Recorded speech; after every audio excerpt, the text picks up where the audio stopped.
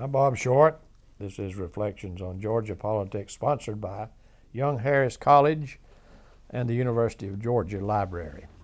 Our guest is Reverend Willie Bolden, who lived through many battles during the civil rights movement alongside Dr. King, an educator, an active member of the Southern Christian Leadership Conference, and a well-known citizen of Atlanta.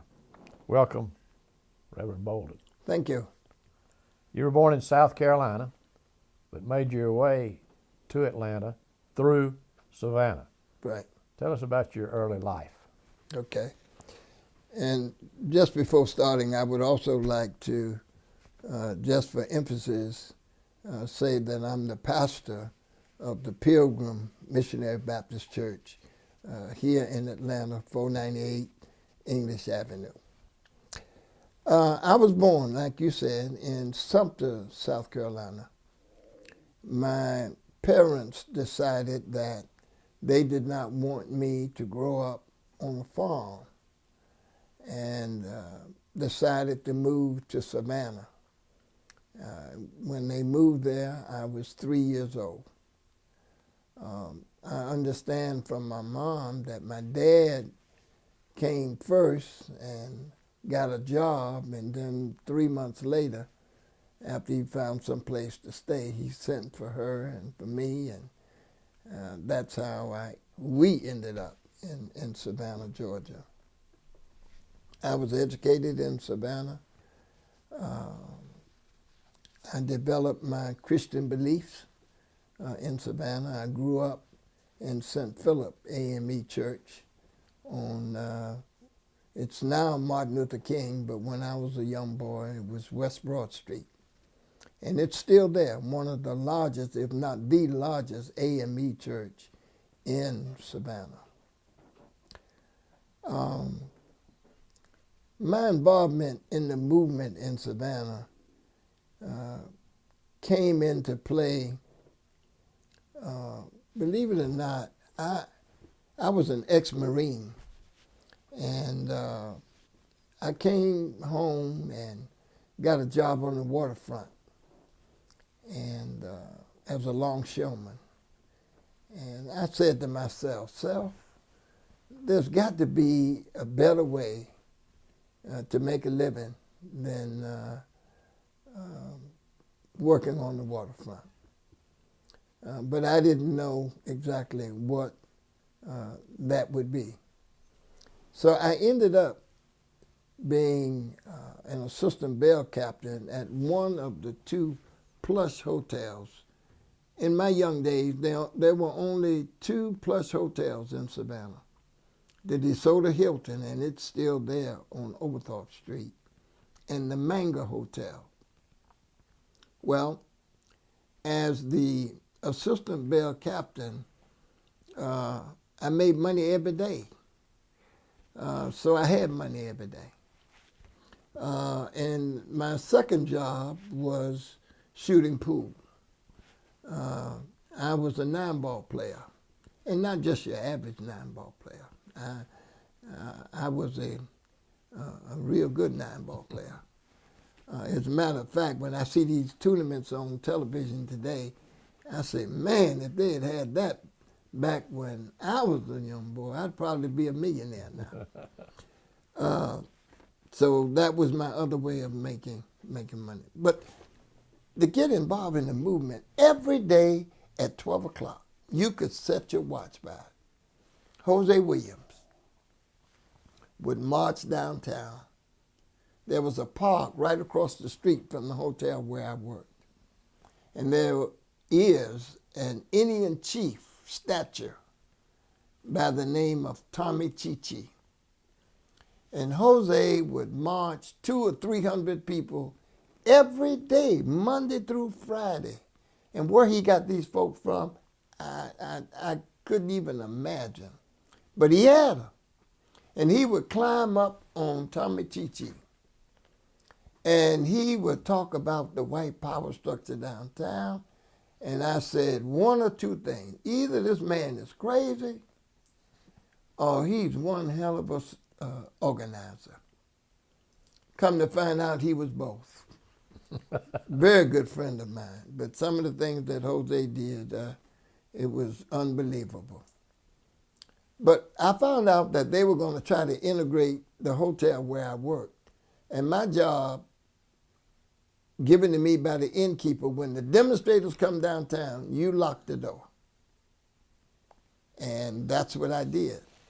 But when I found out they were coming this particular day, I left the door unlocked and went downstairs. And when I did, the group came in, led by Ben Clark, who was one heck of an organizer, along with some other folk, and they just took over the lobby because they would not let them in the restaurant, nor would they let them check into the hotel. When they were all arrested, then I was summoned to the innkeeper's office and terminated that same day. Now I said, oh man, you mean to tell me I'm blowing my job? Man.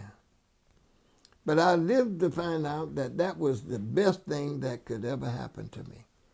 And I say that because that same innkeeper who fired me before it was over, because I got involved with the Hosea and the Chatham County Crusade for Voters, and we integrated the hotels and motels and restaurants in Savannah. And that same hotel where I was fired from, Hosea's wife, Juanita Williams, and Ben Clark and myself integrated that hotel. And I insisted on the innkeeper who fired me to check me in. And of course, we didn't sleep all night. We kept in touch with each other. I wish we had had cell phones back then, but cell phones were not the thing. We could just call by way of from room to room to make sure that everybody was all right. I slept with the chair up against the door, not only all the other locks, to make sure that nobody could come in. Didn't feel comfortable sleeping. I think we all went home when we checked out the next day and went to bed and got some sleep. But I enjoyed being able to check into that hotel that terminated me. Now, how I met Dr. King. I met Dr. King in a pool room. The pool room was called Charlie Brown's Pool Room on West Broad Street. All of that now is toned down. West Broad Street, Martin Luther King Jr., the street today is nothing like it was when I was a boy coming up. You had clubs from Broughton Street to 37th Street in Savannah. I mean, nice clubs, because you see, you had the Air Force Base there and the Army base just a few miles away, Fort Stewart. All of the soldiers came to Savannah on Liberty. And at the end of Montgomery Street, you had Hunter Air Force Base. So all the airmen would come to town. So they had to have some place for them to go, and so they had a lot of clubs. So Jose had invited Dr. King to come to Savannah. And this particular day, I was in the pool room playing 9-ball. And Jose and his group, along with Dr. King, came in. And Dr. King said, brothers, if you just give me a few minutes, I promise you I won't be long. I just want to talk to you for a few minutes. Well, right about the time he was asking for our attention, I was getting ready to bank the 8-ball cross side, play the 9-ball in the corner, and get paid. And I didn't want to hear nothing about what this guy was talking about, you know. So he walked over to me. He said, what's your name? I said, what's your name? He said, I'm Martin Luther King Jr. I said, I'm Willie Bolden. He said, I promise you, I'm not going to take long. Just give me a few minutes of your time. So I very arrogantly took my pool stick, and they had benches around the wall, because if you weren't playing, you had to sit on the bench out of the way. So I went over and sat on the bench with my pool stick in front of me, and he was talking. And I act like I wasn't listening, but I was listening. And finally he got through and he said, "Thank you guys, man. I really appreciate your time." Well, he invited everybody to come to a mass rally at St. Philip Church that night because he was going to be speaking. And so when he and Jose and the crew left, I got back over the table. I banked the 8-ball cross side. I played the 9 in the corner. I got paid. So later on that night, I was home. Man, Bob, my pockets were swollen up like they had the mumps. I mean, I had a good day in the pool room, right? So I went home that night to take my bath, and we didn't have showers like we had today. I took my bath in the number 310 tub. Some of the people who be listening to this tape would not even know what a number 310 tub is, but that's what we used to wash clothes and everything back during those days. So I took my bath in my number 310 tub and got dressed up for the evening. And while I was in the tub, it was strange because I could hear Dr. King talking about how we were beating each other out of the little bit of money that we had, when in fact, the man who was really robbing us was several blocks down the street at City Hall and at the county commission and in the county commission chambers and sitting up in these suites. And I said, you know, I think I'll go hear that guy tonight and see what else he's got to talk about. But I didn't want the boys to know that I was going to go to the church. So when I got ready to go, I lived on the corner of Anderson and Burris. I walked down Anderson Street to Montgomery Street, which is the street past West Broad, then walked up West Broad Street and back to walk up Montgomery Street and back to West Broad Street so I could get to St. Philip Church, which was set on West Broad and Charles Street. And I went in there.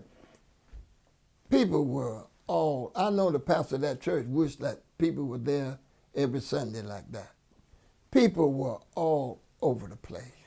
I mean, in the raft, up in the balcony, all around, standing all around. I said, Jesus Christ, all these folk. So I just kind of leaned back on the wall, and I was listening, and I watched this guy, Dr. Martin Luther King Jr. He had everybody in the palm of his hand. At will, he picked folk up out of the pew and sat them down at will. I'd never heard nobody speak like that before. And I'm leaning on the wall, and all of a sudden, chill bumps start coming on me. And I said to myself, self, a man is not supposed to make another man feel the way this man is making me feel. That's just not supposed to be. And when he finished, folks started lining up around the wall to go shake his hand. And I went and got in line. And when I walked up to him and I stretched my hand out to shake his hand, he stretched his hands out. And when our hands met, it felt like I had cotton in my hand. I was scared to give him a real firm, confident shake. I just squeezed his hand just a little bit. But the thing that got me, Bob, was this. He said, Willie, I'm so glad you came. Now, I don't know how many folk this man had met, but how could he remember my little old Willie name? And I must admit that it made me feel pretty good, right? Yes. A guy like this remembering me. About 3 weeks later, Jose told me Dr. King wanted me to come to Atlanta. I said, for what? well, he might want you to talk about working with him. I said, now, Jose, that's the nonviolent movement. I know yours is nonviolent too, but, you know, we don't have folks spitting on us, and we don't have folk slapping and hitting on us, because we didn't have that kind of violent movement. The only thing happened to us in Savannah was we got locked up, okay? And I said, now, Jose, you know I'm an ex-Marine, and if somebody spit on me, if they have a lip when it's all over with, it's going to be a miracle. Because I'm not letting anybody, I don't care who it is, spit on me. And Lord knows, you know I ain't going to let nobody hit me, and I'm not hitting them back. So you tell Dr. King that you know, I can't handle that nonviolent stuff. He said, well, I'll tell you what, Bolden, because he always called me Bolden. He said, you tell Dr. King yourself. He gave me a flight check, what they used back then. All I had to do was go out there and sign my name to it and give it to him and get on the plane and go to Atlanta. And when I got ready to come back, take another check, sign on it, and come back to Atlanta. He gave me one for going, one for coming.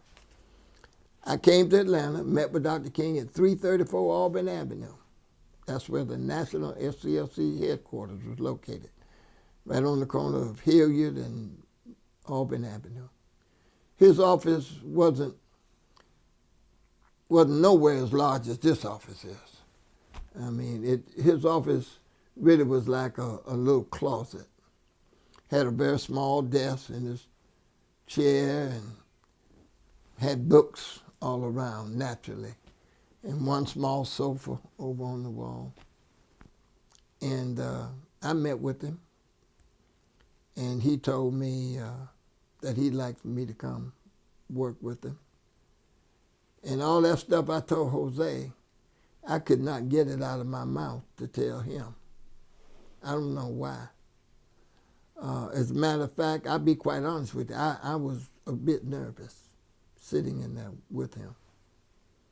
And I remember him asking me, he said, do you have a Bible? And I said, yes, I have a Bible. And he gave me, and I still have it, a book on Mahatma Gandhi, the master of nonviolence. And he said to me, Willie, he always called me Willie. He said, Willie, we're going to turn this country from upside down to right side up with two books. One, the Holy Bible, and two, Mahatma Gandhi. Read and study both of them. It was 3 years before I went back home. I had to have my mom pack up my stuff and send it to me on the Greyhound bus. That's how I got involved in the civil rights movement from Savannah, Georgia. What was your first experience in the movement after you joined SCLC? My first experience was to go into town. Andy Young, well, at that time, before Andy became, it was Y.T. Walker. He was the executive director. He and Andy, they all worked closer together. But primarily, my job was wherever Dr. King was going into a movement, my job was to go in and make sure that the people knew he was coming. I had to get out, make sure that thousands of leaflets would be distributed, that churches would be notified, that the people in the community knew that he was coming. My job was to get the town ready for Dr. King. And I did that in several cities. That was my primary job. But I felt like I had more to offer than just making sure that some leaflets and stuff got put out. You know, I felt like I was a leader in my own right. I mean, even back home in Savannah, I was a leader, you know. So, and I felt that I had much more to offer. And I remember saying that in a meeting, I said, you know, I can do a lot more than just make sure that some leaflets get put out. Anybody can go to town and put out some leaflets. And that's when they assigned me to Jose. And Jose started me with voter registration in Albany, Georgia. And I went to Albany, and I stayed in Albany over a year on voter registrations. Had several run-ins with one of the meanest police chiefs you'd want to meet by the name of Pritchett. He locked me up 2 or 3 times, and I remember on one occasion I took some people down to the courthouse to get registered, and they wanted us to leave, and I told the folk we weren't going to leave, and I was standing up on they had a little, I guess you call it an edge going up the steps to the courthouse, and I was standing up on that because the people could see me as I talked to him, and he slapped me off the edge on top of a car, and I guess he thought that I was going to get up and leave, but fortunately I didn't hurt myself. Did more damage to that car than I did myself.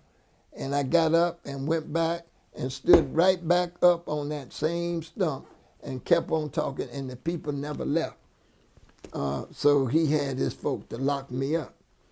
And that's, I stayed in jail a couple of days, and a lawyer by the name of C.B. King, Slater King's brother, was the one who came and defended me.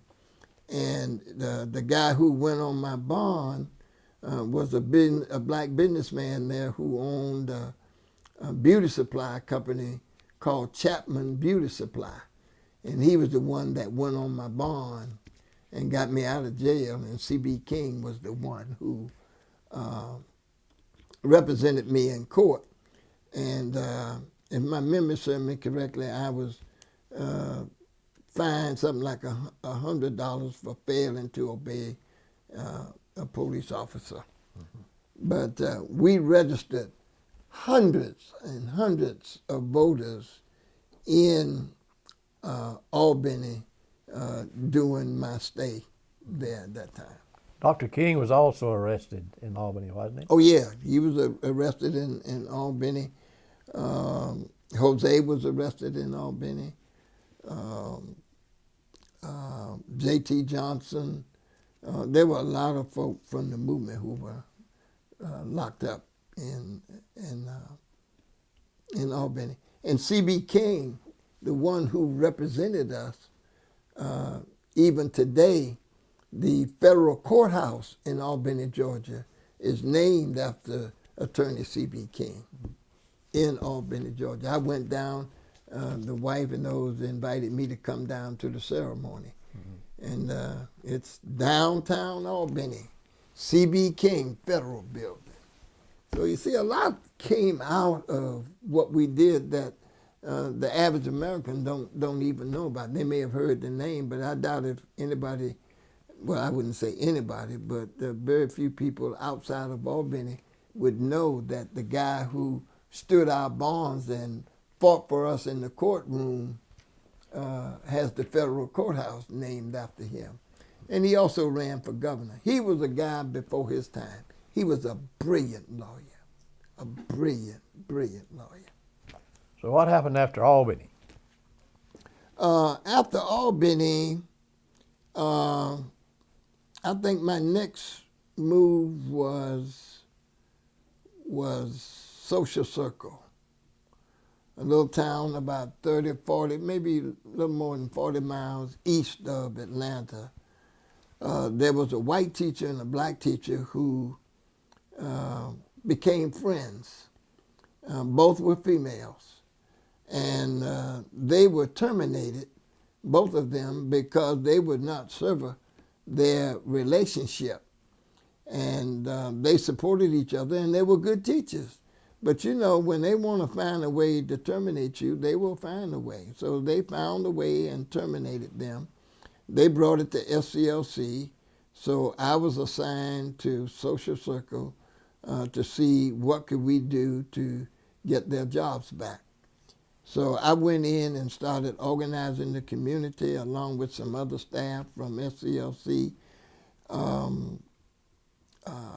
And we stayed there. I think we were in Albany, in Social Circle, a good year, because we pulled kids out of school. We closed the schools down in Social Circle. And we were marching every day.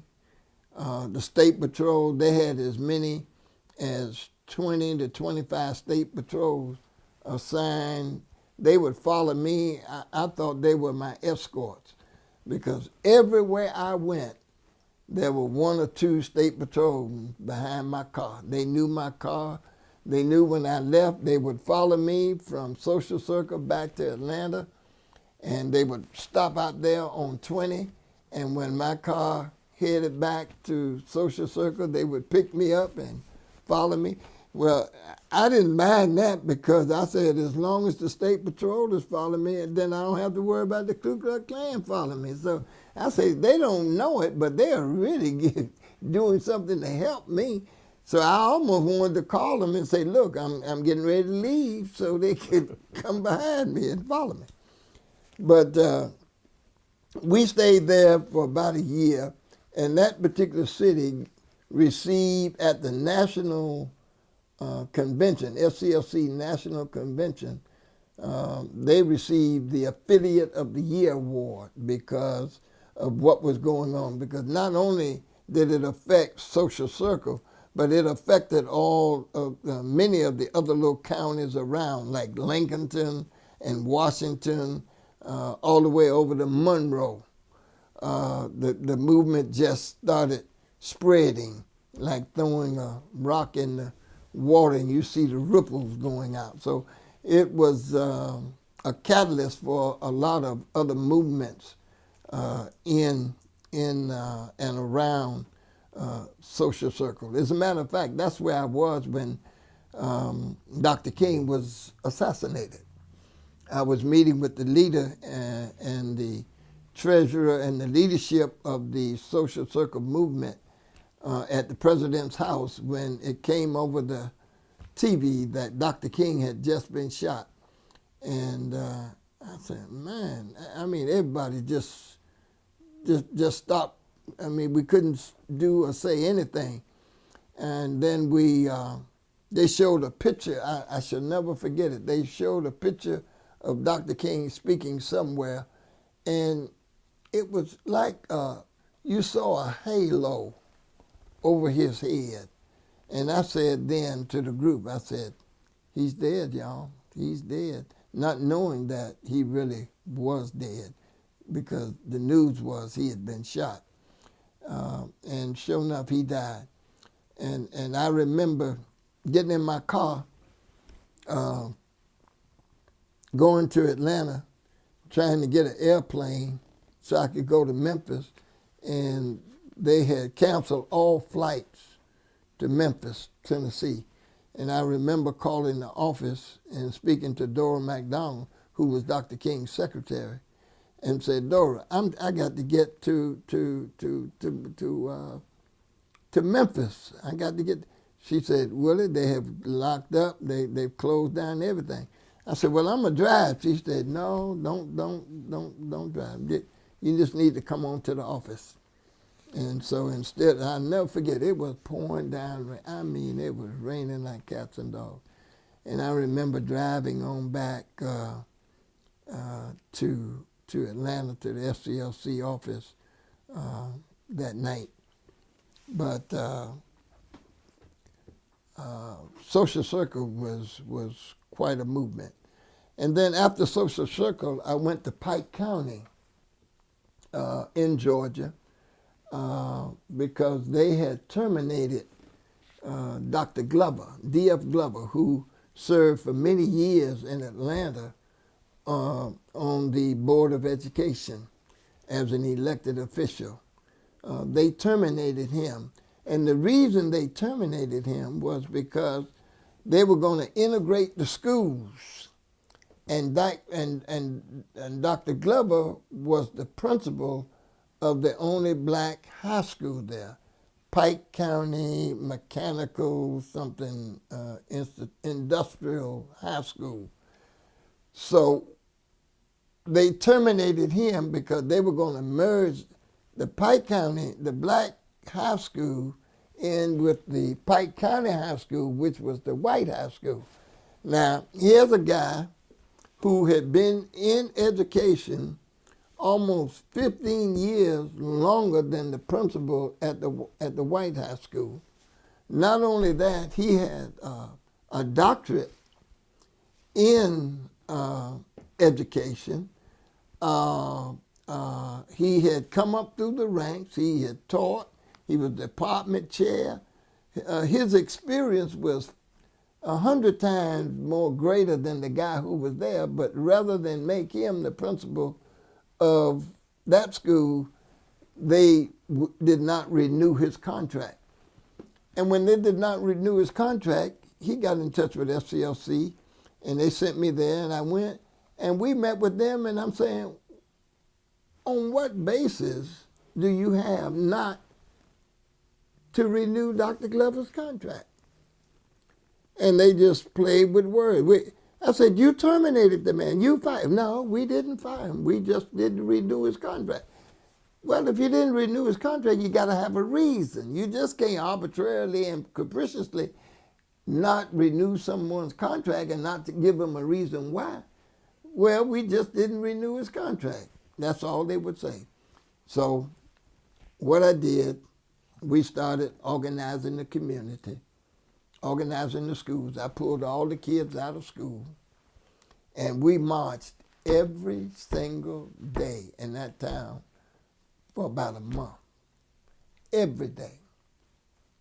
And we saw where our marching, we would go downtown to the courthouse, give big speeches. We saw where we had to up the ante a little bit, we would call it. So we started marching out to the superintendent's house. And we marched out to the superintendent's house. He lived out on the outskirts of Zebulon. So we marched out to his house during the day. And then a student came up to me one day and said, Reverend Bolden, maybe we need to do it at night. And I said, you know, I never really thought about that. That's a good idea. So we marched out there a couple of nights. But then that got to be a little dangerous because they started throwing bricks and bottles, and several people got hurt. And that's when I invited A.D. King, the brother of Dr. King. He came to Pike County, and he led a march and spoke. But they never did renew Dr. Glover's contract. But we felt like we won because what they tried to do was to keep the high school students who were qualified to graduate that year not to graduate. They didn't want them to graduate. So I got a guy in Savannah, you probably heard of him. The only guy I know picket more than Hosea, his name was Reverend Joseph Boone. Joseph Boone, I went to him and talked about it, and we organized a graduation class for the students who met all of the criteria to graduate, but the county didn't want to give them their diploma. So we held our own graduation, gave them our own diplomas, and Bob, every one of them we helped get in college. Every one of them went on to college and are doing quite well even today, okay? So we felt like that was a victory. Now, the other thing happened in Pike County was we closed down a canning company. This canning company had about a $4 or $5 million contract with the federal government to make pimentos and bell peppers and all kinds of stuff for the federal government. And what we did, we organized the picketers with the students. We picketed the company, and when that seemed like it wasn't going to work, we started organizing the workers who were the parents of the students that we were trying to help. And when we convinced them of what we were doing, they came out of the canning company, and as a result, the canning company lost their contract with the federal government. And they sued me personally for $1.5 million. I went to Macon, the federal court, and I said to the guy who sued me, you know, you would have scared the hell out of me if you had sued me for $100. But $1.5 million? Where am I going to get it? The best thing you can get is me. Do you want me? And they finally dropped that case. But that company lost it was somewhere between $3 and $5 million contract with the federal government. So we felt like we had a victory in Pike County because we were able to get those students into college. Then later, I was assigned to Marks, Mississippi.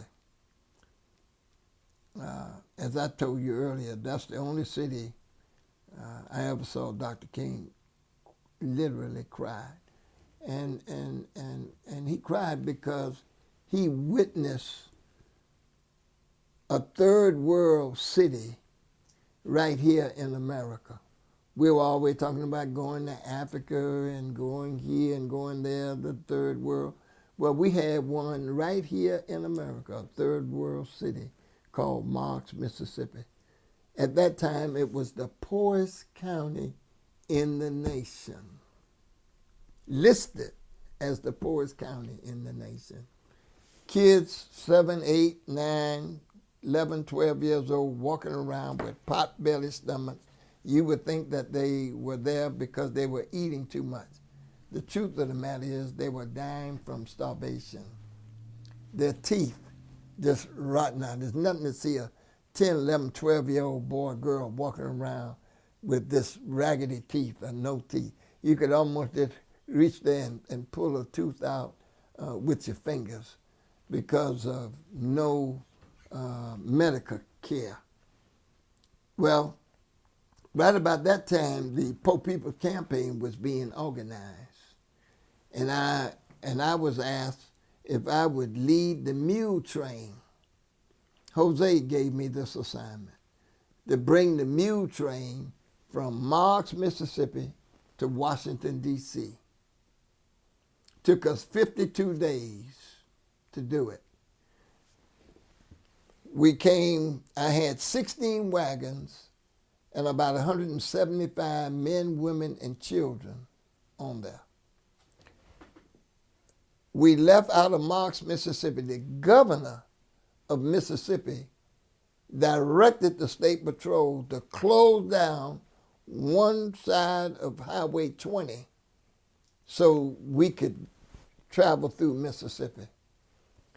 Got to Alabama, the governor instructed the Highway Patrol, close down one side of Highway 20 East, so we could continue our journey to Washington.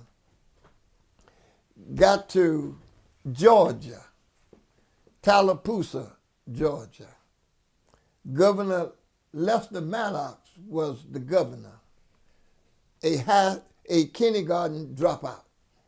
I almost said a high school dropout, but I couldn't give him that much credit. A kindergarten dropout who was our governor came out and met us as we were ready to enter into Georgia and said to me, these wagons and mules will not go down 20. I said, Mr. Governor, the governor of Mississippi allowed us to come down 20. The governor of Alabama allowed us to come down 20. Now you mean to tell me my governor in my home state will not allow us to continue our journey? He said, I don't care what Mississippi did. I don't care what Alabama did. I'm telling you what's going to happen in Georgia. And I said, Mr. Governor, it's obvious that you don't know me very well. Or we're going down 20. One way or the other. We are going down 20. He got in his car and left. I understand later on he ordered me to be arrested. They came and locked me up, took me to jail. Andrew Marset, one of my helpers on the march, who knew how to organized the mules and wagons off of 20 and brought them all in downtown Tallapoosa to the jailhouse and said, we're not leaving until Willie Bolden is out of jail. They kept me in jail about 6 hours, and they turned me loose. And guess what? We spent the night there, got up the next morning, and we went down 20 east, came off at Ashby Street, which is Joseph Eccles Lowry now, to Hunter Street, which is Martin Luther King, took a right on Hunter Street to Chestnut, which is James P. Broadley Drive, where Dr. Rab David Abernathy's West Hunter Street Baptist Church sits right on the corner at that time. And we parked the mules and the wagons over at Clark College Field, football field. And that's where we spent the time until we got ready to go to Washington. Dr. Abernathy and the restaurant across the street fed us. It was strange because one of the guys who owned one of the restaurants across the street was a number man, okay? And he had this nice restaurant. And he found out what we had gone through. He fed everybody on that trip a steak, baked potato with all the trimming. All of us on that trip. I think we stayed in Atlanta a couple of days, and then we loaded up the mules, the wagon, put the people on buses, loaded up the mules and wagons on horse-drawn buggies, I guess you call them, and the wagons, and we took them to Washington, outside of Washington, and we reassembled everything, the mules, the wagons, put all the people on, and then we went across the bridge into Resurrection City. And I must admit, and I think I told you earlier, a few tears came to my eyes when we saw all the folk, because they knew we were coming, and they were out there to meet us. And they were just cheering us on, cheering us on. And then the other folk on the wagon, they were cheering us on. And I told you earlier, and I didn't put it in here, but I was given a white horse with a saddle. Never rode a horse before in my life. But I rode that horse that was given to me as the wagon master. They called me the wagon master. And the guy said, if you're the wagon master, you got to act like a wagon master. You got to ride like a wagon master. And I remember him saying, like that movie that came on back during the day, Rawhide, you're going to have to say, get them up, move them out.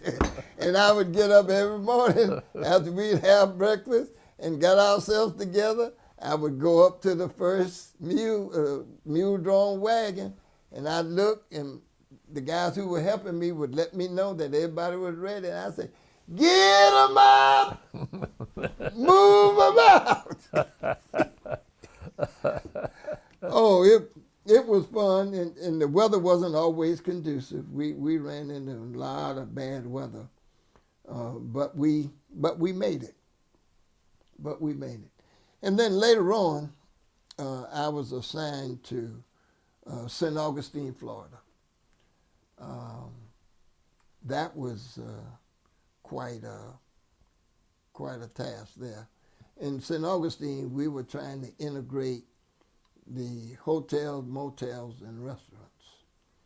And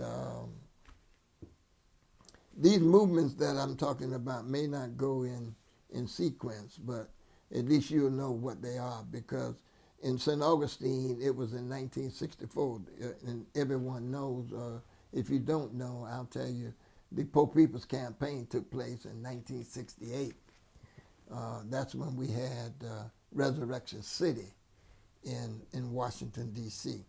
But in St. Augustine, as I stated earlier, we were trying to integrate the hotels, motels, and restaurants, and we were beaten twice a day, because it was twice a day that we would march downtown, march out on the beach, and they would be there ready to jump on us. And on the weekend, they would import the Klan from from Florida, Jacksonville, Georgia, Arkansas, Mississippi, Alabama. They would have the Klan to come over, and they would be waiting for us at the beaches. So when we got to the beaches and we got out, and they would wait until we got out in the water, and then they would come and jump on us. And the strange thing about it, the State Patrol would be standing up on the banks, and they would see them out there and wouldn't do a thing. Just allow them to come and beat us. But let me give you this little bit of information about St. Augustine, and then we can move on.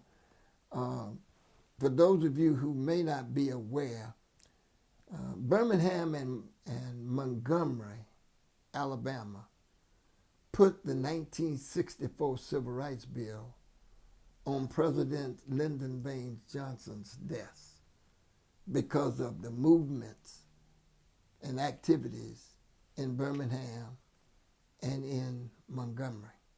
There's no question about that. They were the ones who put it on the desk. He took it and put it in his drawer. But it was the movement in St. Augustine, Florida in 1964, those beatings that I just told you about. A man at the Munson Motel throwing acid in the pool, and then the next day when we went back, had a 6-foot alligator in the pool. We would go in the restaurant, and they would bring the coffee, and then just pour mounds and mounds of sugar in it. We would order food, and they would come back with salt just stacked up and pepper stacked up on the food to the point where you couldn't eat it. But it was St. Augustine, Florida's movement. Dr. King's house was shot up. A family out of New York allowed him to stay in the house in St. Augustine while we were there. And they literally shot that house up, trying to kill him and anybody else who was in there with him. And because of that movement, Lyndon Baines Johnson took the 1964 Civil Rights Bill out, put it on his desk, and signed it. That's how we got that. Marion, Alabama, the night Jimmy Lee Jackson got killed. Dr. King was supposed to go to Marion, Alabama that night because we had just found out that James Orange was arrested and beaten in Marion, Alabama. He couldn't go.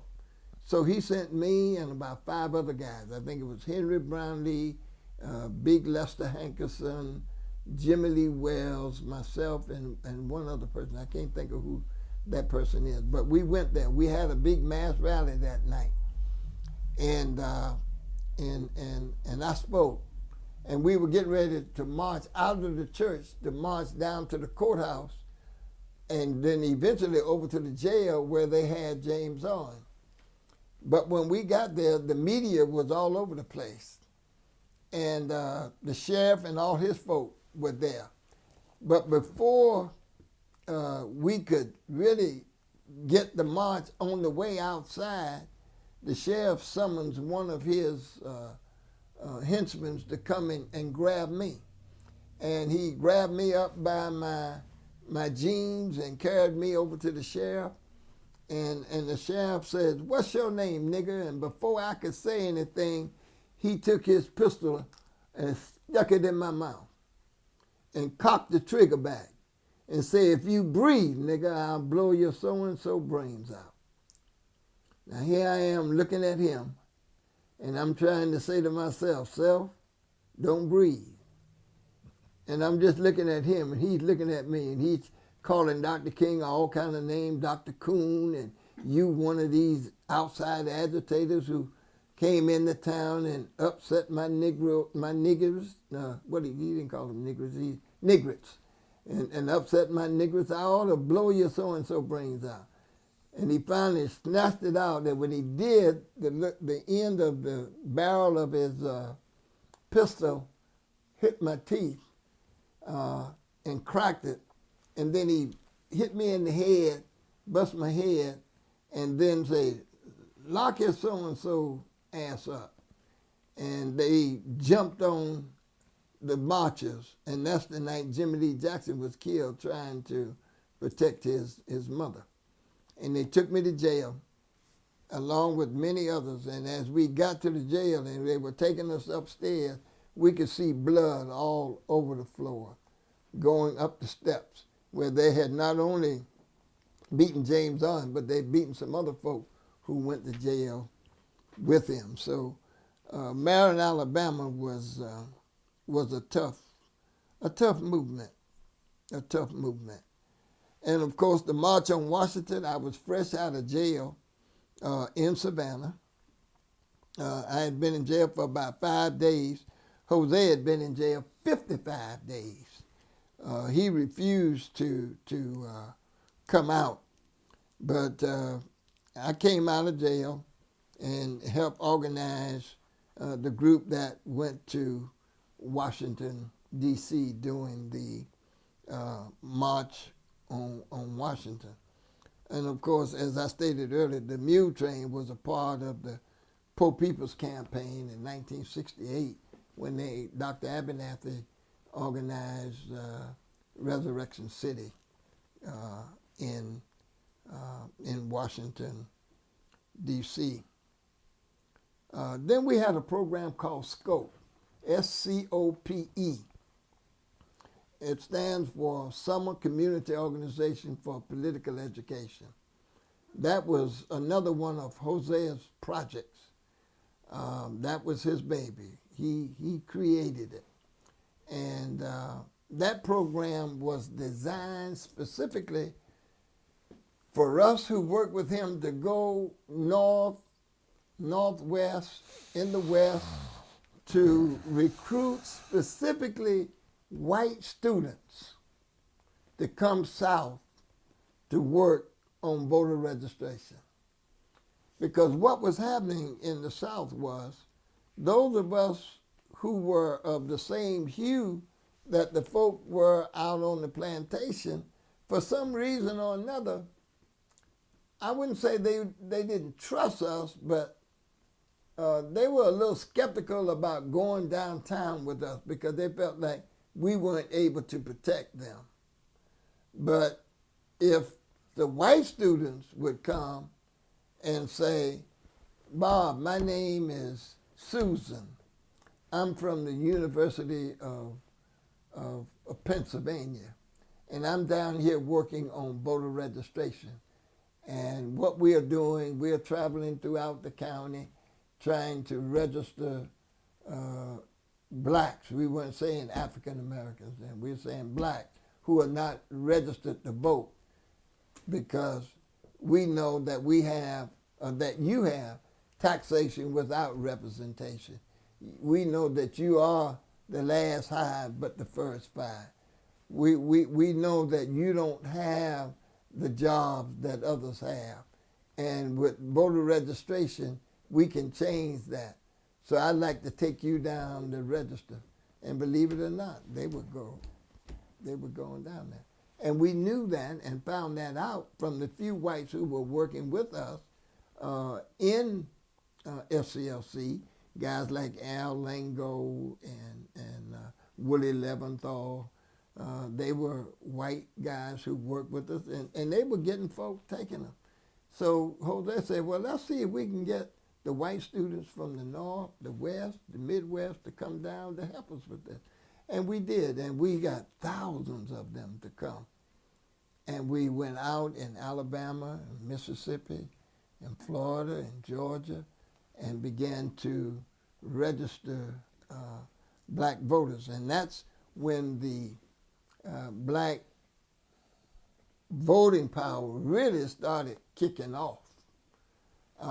It was those kind of campaigns that helped us, along with Selma, to get the Voting Rights Act. Because once we got the Voting Rights Act out of Selma, it made it a bit more easier for us to get blacks registered. And I say all the time, no Selma, Alabama, no President Barack Obama. No Selma, Alabama, no Maynard Holbrook Jackson, mayor of the city of Atlanta. No Selma, no Andrew Young, United States Congressman. No Selma, no Andy Young, United Nations. No Selma, no Andy Young, mayor. No Selma, no Shirley Franklin, mayor of the city of Atlanta. And then you can just take it outside of Atlanta and go all over the world. We had less than 300 black elected officials worldwide or nationwide. If we had that many in 1965, today we got over 10,000. And that's all attributed to Selma, Alabama, and the Edmund Pettus Bridge, which I'm glad to say I was on it both times. The first time, March the 7th, and 7 days later, March the 14th, I was there. So, well, tell us about it. What was it like on the bridge on Bloody Sunday?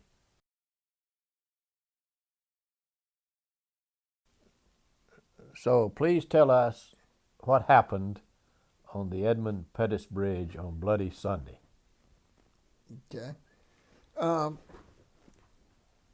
I had been assigned there along with some other SCLC staff members to organize voter registration in Selma. I think it was about 4 or 5 of us.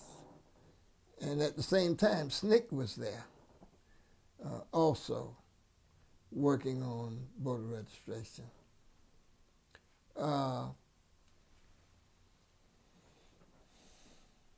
After Bloody Sunday, we had people coming in, and Bloody Sunday was when we attempted the first time to go across the Edmund Pettus Bridge. The sheriff and his posse and state patrol, they beat us back across the bridge. Now, Dr. King, you're right, was not much in favor of the march at first because he wanted to try some other techniques before we marched. But Hosea Williams convinced Dr. King that the march was the best thing for us to do. So Dr. King acquiesced and said, okay, we'll march. But the ones who led the march was the first time was Jose, John. They were the leaders of the march across the bridge, and that's when they jumped on us and beat us up and pushed us back across the bridge. Then we regrouped and went back, and that's when everybody, I mean, people came from all over the world because they saw what happened on that first march, and all of our sympathizers came. And prior to that, we had not only the killing of Jimmy Lee Jackson in Marion, but we had 2 whites killed right there in Selma. One was a priest whose name escapes me at the moment. I was trying to think about it as I talk, but the name just won't come to me. And another one. So it was kind of touch and go. But on that second march, we took out across the Edmund Pettus Bridge, and we were protected all the way to Selma. I mean, all the way to Montgomery. we had, along the way, we had all kinds of celebrities who came and supported us. Again, Harold Belafonte, Joan Baez, Peter, Paul, and Mary, Sidney Poitier. We had all kind of folk who had helped the movement along to come and be with us. And of course, you know, we reached Montgomery, Alabama, and Dr. King gave the big speech on the steps. And so someone might ask, then what happened after that? What happened after that was SCLC started voter registration campaigns all across the country. All across the country. And even in some small towns, we started voter registration. You take in Selma, Alabama, where there was not one black elected official. There are now. And so not only did we target large cities, but we targeted small cities. If you remember Carl Stokes in Cleveland, Ohio, the first black mayor of a major city. And right after him in Gary, Indiana, Hatchett in Gary, Indiana. Well, SCLC played a major role in getting both of those guys because Dr. King sent staff in to help them on their campaign. So all these cities where you see blacks serving in elected positions, they have to thank the Selma movement and those who suffered being beaten. And even after we got the 1965 Voting Rights Act, there were still some cities, and not all of them small cities, where we had a problem getting blacks registered to vote by the administration, by the power structure of those cities, because they knew that once we got blacks registered, then we were going to also turn them out to vote. And that meant that, hey, they might get caught up in that wheel. Mississippi. You led some marches in Mississippi. Well, my biggest march in Mississippi was Marks, and the next one would be Grenada, Mississippi. Grenada, Mississippi was a violent movement. Again, and that's why I try to tell young people today, we were always able to get a movement going and get it started with the young people. Back then, we would go into a town and get the young people ready, and then after a while we would get the adults. But the young people were the ones who really started the movement. And in Grenada, that movement got to be really violent. As a matter of fact, on one occasion, when the Klan jumped on us and beat us up, we were getting ready to march downtown. I saw with my eyes a guy take his foot and put it between the crotch of a young boy and took his foot by his hand and twisted and broke his leg in two places. How could somebody take a child and put your foot between their crotch and take your hand and twist it and break it in two places? And there were several people who got hurt that day, and we went to the hospitals in Grenada, Mississippi, and guess what? They wouldn't wait on us. They wouldn't wait on us. They said, get out of here. We can't do anything. That's when I found out about an all-black town on the outskirts of Grenada called Mount Bio. I had never heard of Mount Bio. It's an all-black city. Elected officials, everything, all black, had their own hospital. And that's where we had to take these injured folk in order for them to get the services they needed for the injuries that they had. Grenada was pretty tough. But we weathered the storm. We weathered the storm. If you were asked what future generations should know about the civil rights movement, particularly during the 60s and 70s, what would you say? What they need to know about the civil rights movement? They need to know that what they are enjoying today came at a heavy price.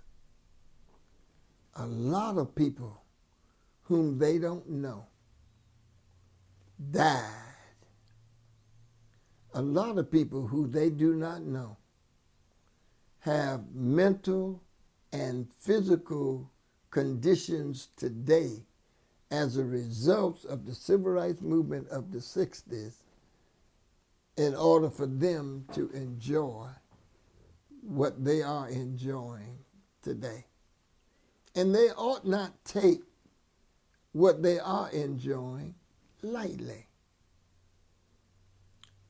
I would say to young people, today the question should be, what is it that I can do to make sure that this country does not revert back to the 40s, 50s, and 60s? And then get involved. Get involved with something. Get involved with some organization. Do some volunteer work. I worked for the Southern Christian Leadership Conference for 9 years, and the most I ever made was $25 every 2 weeks. I was never hungry. I was never naked. I was never outdoors where I didn't choose to be on my own. Because the people who we were helping made sure that we had what we needed. So you ought to get involved. Secondly, get an education. Go to school. When I came to Atlanta in 1961, there were 125,000 students in the Atlanta public school system. They have less than 55,000 now, and the dropout rate among blacks in high schools are higher today than it was in 1961. In 1961, when I came to Atlanta, they had one black elected official on the Atlanta Board of Education. Now we have 6. The superintendent in 1961 was white. The superintendent in 2009 is black. But yet we have more students dropping out of school in 2009 than we had in 1961. Something's wrong with that picture. Something's wrong. And we need young people to get involved so we can make sure that whatever is wrong gets straightened out. John Lewis and Julian Bond and Dr. King and Dr. Abernathy and Jose and Andy and C.T. and Fred Shuttleworth and Willie Bolden and James Orange and Leon Hall and Lester Hankerson. We were young men. You know, we weren't old. We're old now. But we were young men when we started out in the civil rights movement. And that's what we need now. We need young men. I mean, kids are smarter today than my 2.5-year-old granddaughter came to me the other day, and I stretched out in the chair, and I felt a charley horse coming in the back of my leg. And she got up and came over to me, and she said, "Papa, what's the matter? What's the matter, Papa?" And she went over to her mama and said, "Lotion, lotion." And Mom put a little lotion on her hand, and she came back over to rub Papa's leg. 2.5 years old. Kids are much smarter today. But are they using it? We texting. And we can't write a full sentence because we text shorthand. Instead of saying Y-O-U, you just put U. So you can get a lot of words, and as a result, when you sit down to get ready to write, you're writing just like that, you. So can't nobody understand what you're writing. What do you think are the most important issues facing African Americans today? Education and health. Education, health, and parental involvement. What can we When do? I was a young man, I could not come to my mother's table with no T-shirt on. In my mama's house, when me and my daddy came to the table, we had to have a shirt on. And the shirt had to be tucked in my pants. I never saw my daddy in my mama's house with his hat on. Always took it off before he came in the house. But I see folks today sitting up in restaurants, the daddy got his hat on backwards, the son got his hat on backwards, the daughter got her hat on backwards. We have to, and I know they call it old school, but some things we shouldn't throw away. Some things we should maintain. Is there a single spokesman for African Americans today, as Dr. King was in his day? No, and I don't think there ever will be another single spokesman for the black community. And I think maybe the closest person to it today would be our president. But I can't think of any one civil rights leader who can be identified as the spokesman for the black community. Now, many of them are speaking out on issues that we certainly have some concerns. Brother Al Sharpton, and even Jesse Jackson is a spokesman in his own right. The National Urban League. We have a lot of spokesmen now, but I don't think we will ever have a single spokesman like we had during Dr. King. I also think that one of the reasons we have a problem in getting the masses of people to get involved like we did in the 60s. Remember, in the 60s, nobody had nothing. Nobody had anything. You didn't have nothing to lose. You had everything to gain. But today, folk are living in $300,000-$400,000 homes. They don't want to lose that. They're driving Bentley, Rolls Royce, Mercedes. They don't want to lose that. They're wearing El Marty instead of J.C. Penney. They don't want to lose that. So they are ready to send you a few dollars so you can do it, but in terms of them doing it, they're not going to do that. But in the 60s, didn't nobody have anything. So it was much easier to organize the masses of folk because we all were in the same shape. Even with the churches, you know, you got the mega churches, with the exception of maybe one. You don't see them on the picket line. They will speak out and they'll write you a check. But what you really need is their bodies. You see? The SCLC is in existence today. What now is its main focus? Well, I wish I could tell you that. I can't tell you what their main focus is. I think right now, SCLC, because it is trying to get a president, and it's hard for SCLC to get focused right now because they don't have a leader.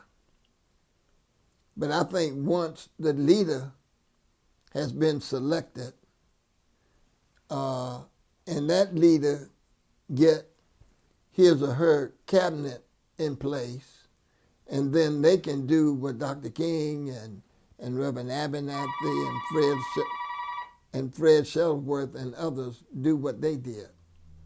But I just don't. I don't think they're really focused right now. They're really focused. Well, I appreciate you being with us. I'd like to ask you one final question. Okay. Have we overlooked anything in your career that you'd like to mention?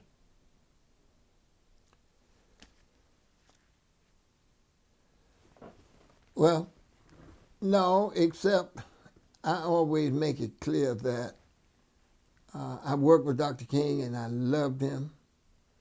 And if I could have taken that bullet for him, I really mean it. Some folks say it and just because it sounds good. But if I could have taken that bullet for Dr. King, I would have taken it. I loved him that much. But my real hero, I have two. And they are my mother and my father. My mother gave me the fight that's in me because that's the way she was. My mom was president of PTA in my elementary school, and then when I got promoted to middle school, they called it junior high back then, she was elected president of the PTA, and the elementary school would not let her resign. So she ended up being president of the elementary school PTA and the junior high PTA because she was a fighter. She was an organizer. She liked to get things done. My dad, on the other hand, I got my work ethics from. My dad had taught me the importance of having a job, working, taking care of your family. He taught me about time. He said, if you're on time, you're late. If you're on time, you're late. So I always had a problem, even at the church where I left and the church here. Our Sunday morning worship service starts at 11 o'clock. I'm not coming in the pulpit at 11 or 5 after 11. I'm there before 11. I'm there while the deacons are having devotion. So when they finish and turn it over to me, we'll have a smooth transition. We can move on. Like today, I knew I was supposed to meet you at 11 o'clock. I left home early enough in case I ran into traffic and had the detour where I could be here. I think I got here about 10:35, 10:30, 10:35. Yeah, you were early. Yeah, You're because early. I got all that from my daddy. He was my hero. That's the only thing that I would like to add in here, that because of my relationship with my mother and father, I'm what I am today. Dr. King and those and Jose and Andy and those just helped put the icing on it.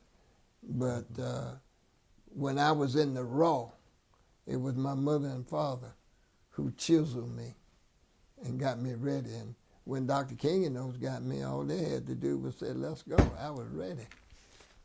Yeah. Okay, Willie Bolden, thank you very, very much. Thank you.